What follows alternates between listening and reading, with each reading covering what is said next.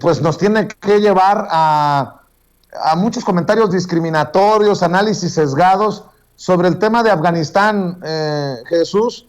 porque pareciera que cualquier cosa que se señala de Afganistán se habla de talibanes, y son precisamente los talibanes los que están oprimiendo a muchas mujeres que buscan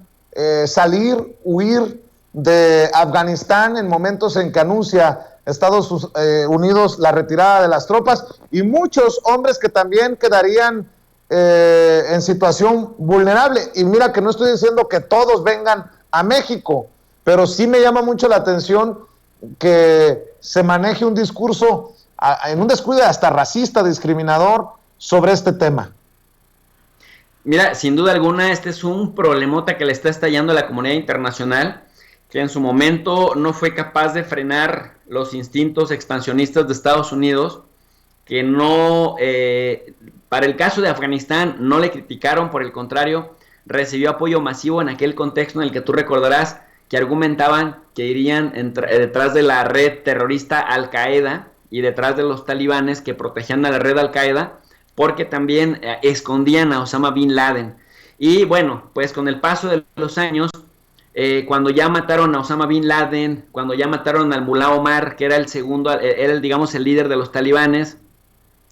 cuando prácticamente ya no tenía nada que hacer, ahora Wikileaks ha revelado reportes o informes del Pentágono de que los mismos altos mandos se preguntaban, ¿y ahora qué hacemos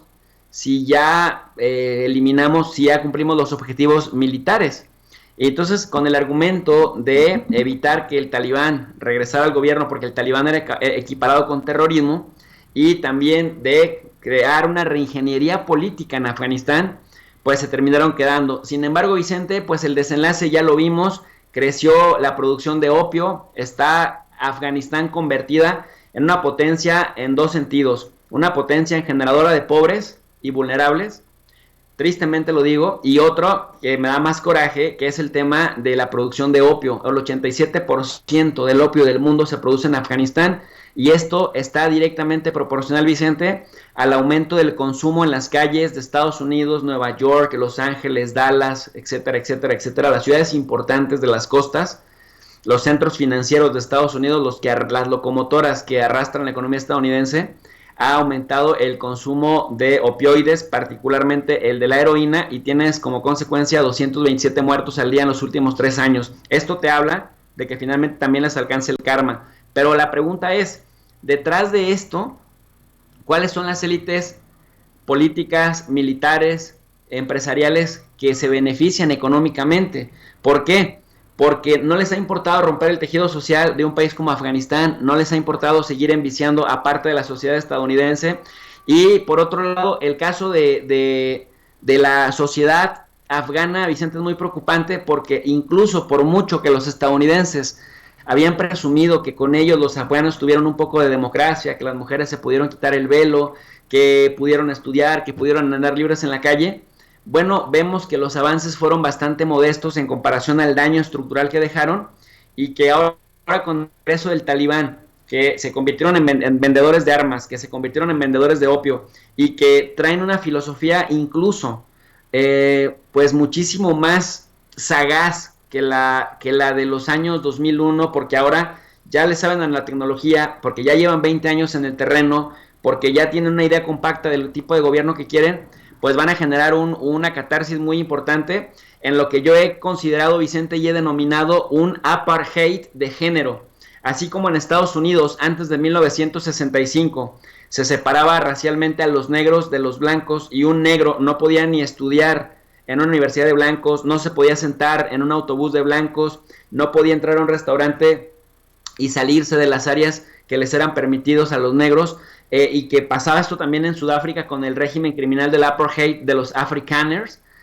que finalmente a Sudáfrica la comunidad internacional lo terminó castigando. En el caso de Afganistán, el criterio es el género. Este apartheid en contra de las mujeres, que es importante, que muchos lo están gritando a los cuatro vientos, pero que en el terreno poco se está haciendo. ¿Y por qué le llamo apartheid, Vicente? Porque revisando las experiencias en Herat, en Kandahar, en Jalalabad y en el mismo Kabul, ya empiezan a salir reportes de que los talibanes han ido casa por casa censando en estas casas para ver cuántas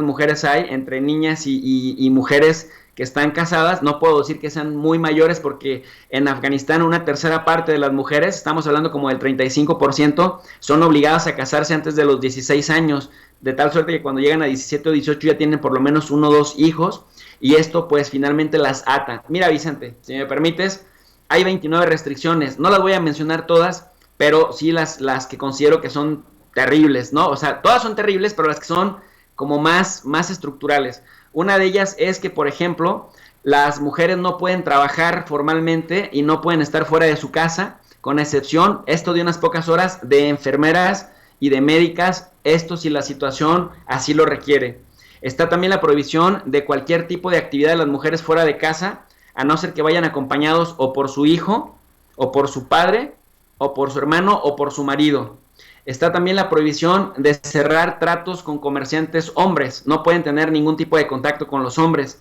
Tampoco pueden ser tratadas, así se vayan muriendo, por un doctor, por un médico que sea hombre. Así vaya con el marido. Las mujeres tampoco pueden estudiar en escuelas o en universidades o en ninguna institución educativa. Y por otro lado, tienen que tener un velo largo que se le conoce como burka para que ninguna parte de su cuerpo salga, ni siquiera sus manos, ni siquiera sus talones, sus tobillos. Se les pueden dar azotes, palizas y abusos verbales si no cumplen con las reglas, ya no digamos del Islam, porque esto no es islámico, esto es del Talibán, una interpretación bastante arcaica. Hay azotes en públicos también contra mujeres que no oculten sus tobillos, lapidación pública contra las mujeres acusadas de mantener relaciones sexuales fuera del matrimonio, es decir, que las matan a pedradas, prohibición del uso de cosméticos, prohibición de hablar o estrechar las manos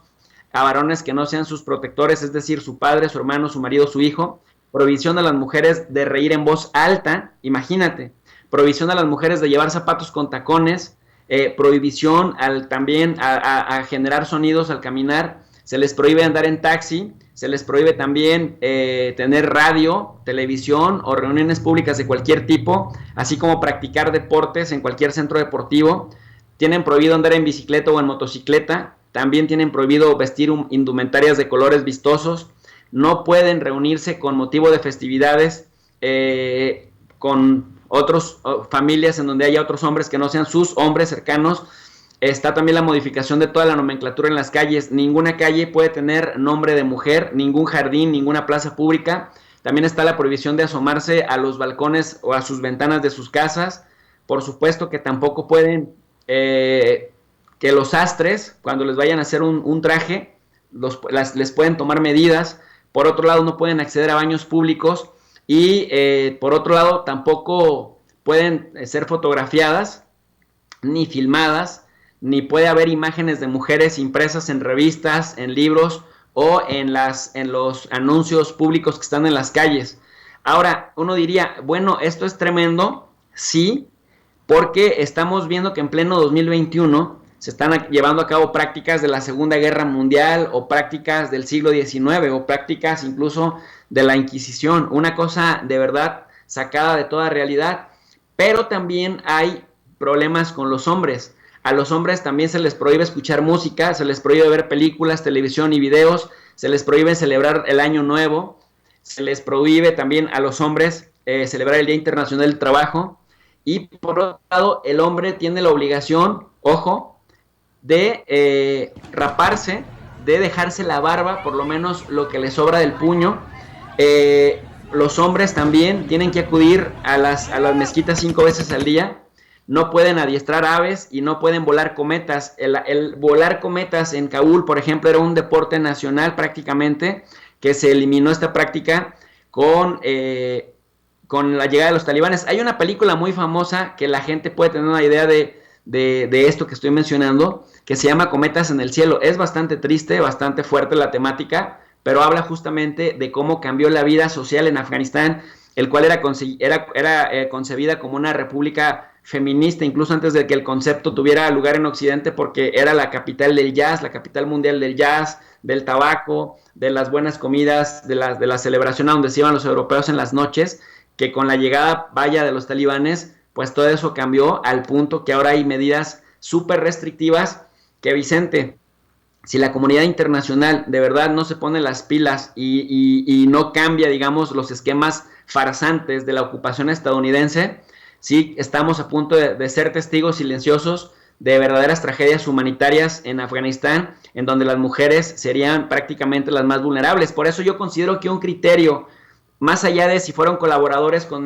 la ocupación, si fueron traductores, si fueron consultores, tendría que ser que a toda mujer afgana que solicite asilo, que solicite refugio, con todos sus hijos para que no se rompan las familias, pero por lo menos salvar a las mujeres y salvar a sus familias, porque sí están en un verdadero riesgo con este régimen, que por cierto también pone en riesgo la misma credibilidad de la fe islámica, porque no es representativo de la fe islámica, solo el 1%, es más representativo de la interpretación de Arabia Saudita, que es superaliado de Estados Unidos, que de la fe islámica en general, y se puede también desatar una islamofobia en el mundo que puede desatar ataques contra comunidades islámicas